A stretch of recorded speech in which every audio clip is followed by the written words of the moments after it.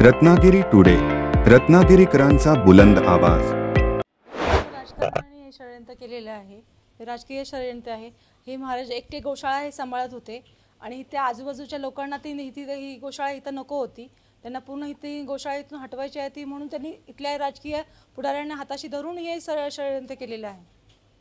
त्यांना इथं ही गोशाळा नको आहे, त्यांना इथून ही गोशाळा हटवायची आहे, म्हणून हा एकटा माणूस सांभाळतोय। त्यांना माहिती आहे हा एकटा माणूस इथून हटवला की ही पूर्ण गोशाळा ठप्प पडेल, बंद पडेल, म्हणून त्यांनी त्यांच्या विरुद्ध हा गुन्हा दाखल केलेला आहे। ज्या मुलींनी तक्रार दिली आहे त्यांची पार्श्वभूमी काय आहे आणि नेमकी हकीकत काय आहे? ती मुलगी आपल्याकडे आली होती, ती मुंबईवरून आली होती, महाराजांनीच तिला आणली होती। ती म्हणजे इथं गेली 4 महिने आपल्याकडे होती।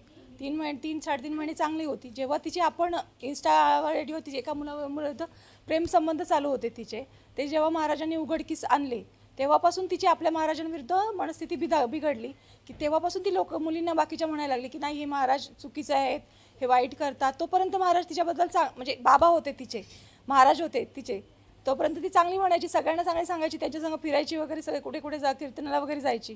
आणि जेव्हापासून तिचं ते इन्स्टावरचं त्यांनी प्रेम संबंध त्यांनी उघडकीस आणले तेव्हापासून ती सगळ्यांना भडकवू लागली महाराजांबद्दल की महाराज चांगले नाही आहेत, त्यांच्याबद्दल तुम्ही असं बोला, ते असं करतात।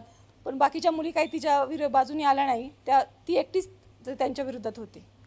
याच्यामध्ये राजकारण आहे म्हणजे नेमकं कुठल्या राजकीय नेत्याचा हस्तक्षेप आहे? ते राजकीय नेत्याचा हस्तक्षेप महाराज बाहेर आल्यावर सांगतील तुम्हाला कुठले आहेत ते लोकांना पण माहिती आहे की कुठल्या राजकीयाचा हात आहे। इथे त्या गुन्हा दाखल होण्यापूर्वी इथे काय घडलेलं का? हां, इथे 9 तारखेला आपण त्या तिचा भाऊ आहे त्यांनी पण इतर मुलांसमोर खूप विचार केलेला आहे। तो गुटखा, तंबाखू आणि सिगरेट प्यायचा आणि इथल्या मुलांचे कपडे वगैरे काढून त्यांचे व्हिडिओ वगैरे बनवायचा, त्यांना धमकी द्यायचा की तुम्ही कुणाला सांगितलं तर मी तुमच्याबद्दल मुलींना वगैरे व्हिडिओ दाखवेल। मुलांना सांगायचं तुम्ही सिगरेट नाही पिलात म्हणजे तुम्ही बायला आहात, तुम्ही मर्द नाही आहात, मग तुम्हाला मी बाहेर तुमच्याबद्दल काही सांगेल। त्यामुळे मुलांना पण धमकी द्यायचा। ह्याच्याबद्दल आम्ही गुन्हा पोलिसांच्या विरुद्ध त्या दोघांविरुद्ध तक्रार दाखल केली होती, पण पोलिसांनी त्याची काही दखल न घेता उलट महाराजांनाच त्यात अडकवण्यात आलं। लोकांनी काही याचा वाईट विचार करू नये, कारण महाराज खूप चांगले सांभाळत होते सगळ्यांना, खूप चांगले सगळ्यांना। बाकीच्या मुलांना तुम्ही येऊन इथे भेटू शकता, प्रत्यक्षात इथे सगळ्यांना आता सगळे सुट्टीला गेलेत, पण तुम्ही कधी येऊन या मुलांना विचारू शकता, कोणी येऊन यांना मुलांना विचारू शकता, मुलं कशी सांगतात तुम्ही स्वतः येऊन बघा। गुरुकुल आपण व्यवस्थित चालू आहे, फक्त ह्या 2 मुलांच्या तक्रारी होत्या आणि ते खूप वाईट होत्या, त्यांना आपण इथं ठेवू शकत नव्हतं हे त्यांच्या पालकांना पण सांगितलं होतं आणि त्यामुळे बाकीची मुलं आमची बिघडवू चाललेली आली होती। म्हणून महाराजांनी निर्णय घेतला होता की त्या दोघांना काढून टाकूया, पण त्यांच्या पालकांना आणि इथे जे आपल्या विरोधात आहेत काही शिक्षक जे इथं शिकवायला यायचे, त्या मुलांना कराटे शिकवायला यायचे, बाकीचे शैलेश आंबरे, निलेश पवार, तांबिटकर, आंबेडे हे वगैरे, ह्यांनी महाराजांविरुद्ध हा कट करला आणि त्यांनी ते जाऊन त्या पालकांना भेटले। मग त्या सगळ्यांनी मिळून हा महाराजांविरुद्ध कट केलेला आहे की बघू हा एकटा कसा गुरुकुल चालवतो।